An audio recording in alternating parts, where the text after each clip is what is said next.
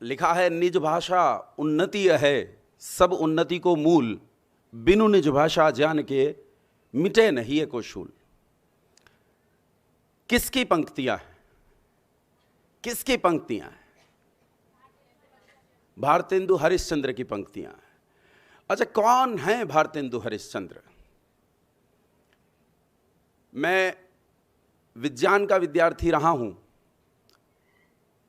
मेरी stream science रही है, केमिस्ट्री से ग्रेजुएशन किया मैंने, तो मेरा जीवन तो, मेरी पढ़ाई लिखाई तो एल्डिहाइड को कीटोन में बदलते हुए गई है, सारा जीवन एथिल मेथिल में गया है, कार्बन की वैलेंसी कितनी है और उसका बॉन्डिंग कैसे होगी, उसी हाइब्रिडाइजेशन में सारी पढ़ाई लिखाई गई है।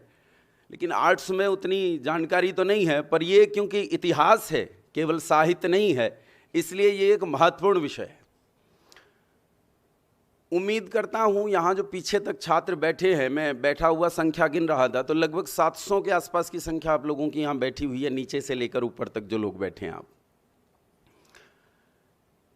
पहले तो एक चीज़ आप लोगों से ये चाहूँगा कि आप लोग मेरे साथ कम से कम जुड़े।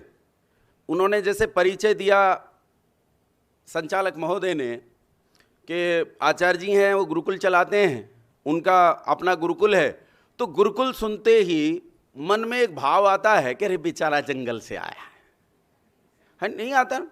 सोचो, भाव आता है, अच्छा गुरुकुल से आए, शायद वो पत्ते उत्ते बांध के रहते हैं उधर गांव में, है? तो ये भाव आता है मन में और हम चीज़ों को अपने से दूर कर देते हैं, व्यक्ति को अपने से दूर कर देते हैं। तो पहले तो मुझे अपने साथ जोड़ो कि जैसा तुम्हारा विद्यालय चलता है जिसका नाम आर्य विद्यालय है, मैं ऐसे ही एक विद्यालय से पहले ग्रेजुएशन की है, हमारे यहाँ भी उससे डीएवी बोलते हैं, दयानंद के नाम से शुरू होता है विद्यालय, वहाँ से मैंने ग्रेजुएशन की है। तो मैं तुम्हारे जैसा ही हूँ, मैंने खूब कॉलेज बंक किया है, कॉलेज बंक करके माँ बाप का पैसा ख़राब किया है। आजकल उतने पिक्चर हॉल्स नहीं होते, आजकल मॉल्स होते हैं, मॉल्स में क्या बोलते हैं मुझे याद नहीं है ठीक से, मल्टीप्लेक्स होते हैं आजकल।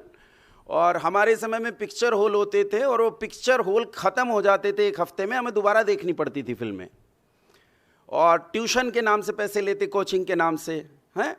मैथमेटिक्स का ट्यूशन होता था, मतलब केमिस्ट्री का स्टूडेंट पढ़ केमिस्ट्री रहा है और घर से ट्यूशन का पैसा मैथमेटिक्स का भी लेके आया है। ये सारी गड़बड़ियाँ सब करते थे, आपने भी की है, मैंने भी की हैं, उसी दौर से गुजरा हूँ।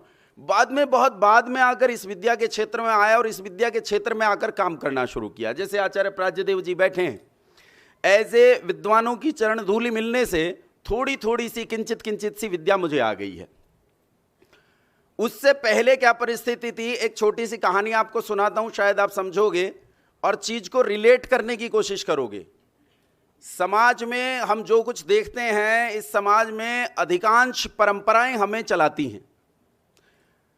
आप लोगों के समय में ट्रेन थोड़ी बदल गई है, हालांकि अभी पानीपत में तो उतनी नहीं बदली है, यहाँ तो मेट्रो नहीं आई है, नॉर्मल ट्रेन चलती है यहाँ।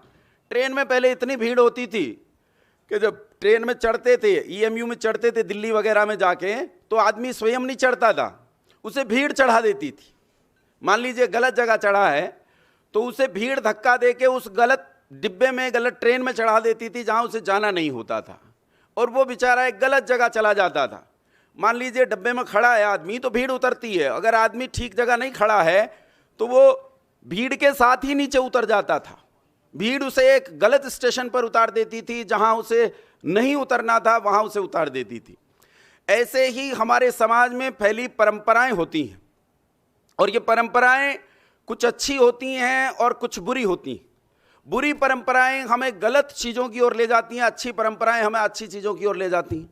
एक छोटी सी कहानी सुनो और फिर समझो कि अच्छी बुरी परंपराएं क्या करती हैं। कहानी मैं अक्सर सुनाया करता हूं। एक अंधा लड़का था, बड़ा हुआ, घर में कोई था नहीं, रोटी पानी कैसे खाए, कैसे रोटी पानी का प्रबंध करे। तो उसका विवाह एक ऐसी ही अंधी लड़की ढूंढकर उससे कर दिया गया। अब दो हो गए घर में और दोनों अंधे। विवाह हुआ ही था, कुछ दिन के बाद जब 2-4 दिन पड़ोसियों ने काम कर दिया, उसके बाद तो रोटी खुद बनानी पड़ती। जब लड़की रोटी बनाने लगी, क्योंकि 10-12 साल की उम्र तक शायद लड़की देखती रही होगी, इसलिए रोटी बनाना जानती थी। रोटी उसने बनाई तो बिल्ली कुत्ता कुछ उठा कर ले गया, कोई चिड़िया कौवा कुछ उठा कर ले गया। वो बार बार रोटी बनाए और पशु पक्षी उठा कर ले जाएं। ऐसी परिस्थिति में बेचारे दोनों भूखे, क्या करें क्या ना करें। अचानक इस अंधे को एक उपाय सूझा। ये अपने घर में पड़ा हुआ एक फटा बांस उठा लाया और उस फटे बांस को दरवाजे पर लेकर बैठ गया रसोई के, और पत्नी से कहा कि तू रोटी बना, जब तक तू रोटी बनाएगी मैं इस फटे बांस को पीटूंगा। फटे बांस के पीटने से आवाज निकलेगी, आवाज से पशु पक्षी डर जाएंगे, शायद हमारी रोटी बच जाए। उसने फटा बांस पीटा और उसकी बात सच हुई, पशु पक्षी डर गए, उनकी रोटी बच गई। बस उनका रोज का क्रम बन गया। सुबह दोपहर शाम 3 समय जब भी वो भोजन बनाने बैठती, वो अंधा अपना फटा बांस ले आता और पीटता, उनकी रोटी बच जाती। शनई शनई एक बालक पैदा हुआ। बालक पढ़ा लिखा, अच्छा बड़ा इंजीनियर हो गया, देखने वाला था। अच्छी एक सुंदर देखती हुई पढ़ी लिखी बहू इसके घर में आई। कुछ दिन की प्रारंभिक साज सज्जा जब उतर जाती है तो रोटी तो सबको बनानी पड़ती है, तो इसे भी रोटी बनानी पड़ी। और जब रोटी बनाने के लिए रसोई में गई तो अंधे का लड़का अपने बाप का फटा हुआ बांस उठा लाया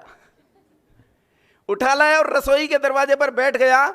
जब इस बहू ने रोटी बनानी शुरू की तो इसने वो फटा हुआ बांस पीटना शुरू कर दिया। बहू ने कहा, ये क्या करता है? कहा, बांस पीटता हूं। पूछा, क्यों बांस पीट रहा है? कहा, तू रोटी बना रही है इसलिए पीट रहा हूं। उसने कहा, मेरे रोटी बनाने से तेरे बांस पीटने का क्या संबंध? बोले, कमाल है, जब तक तू रोटी बनाएगी तब तक बांस पीटूंगा।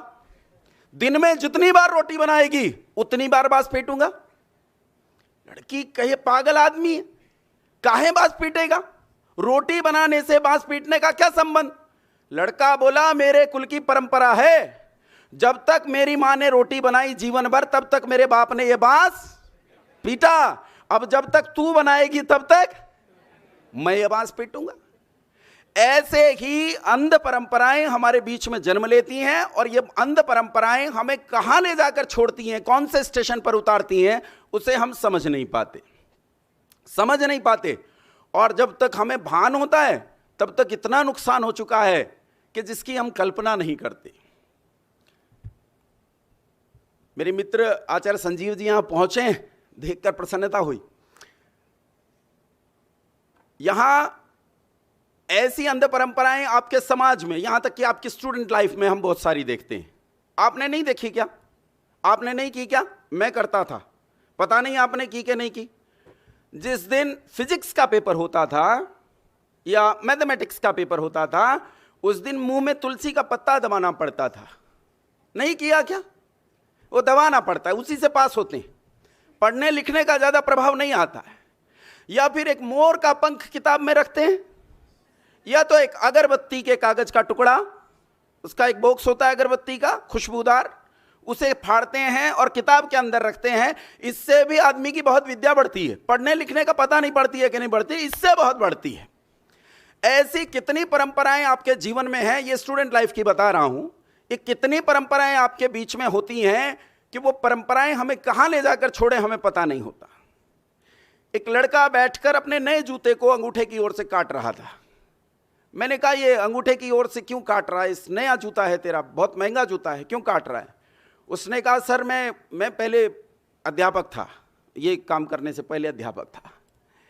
तो मैंने कहा, ये क्यों काट रहा है? उसने कहा, सर मैं अभी क्रिकेट का मैच है मेरा, मैं बॉल फेंकूंगा। तो मैंने कहा, फिर नए जूते को क्यों काट रहा है? उसने कहा, सर ये जूता लकी हो जाएगा अगर अंगूठे वाली जगह से कट जाएगा, उसके बाद शायद उसे विकेट ज्यादा मिलेंगे। ऐसी कितनी परंपराएं अच्छा आपके अपने अलग अलग हो सकते हैं, आप में कई होंगे, आपके अलग हो सकते हैं।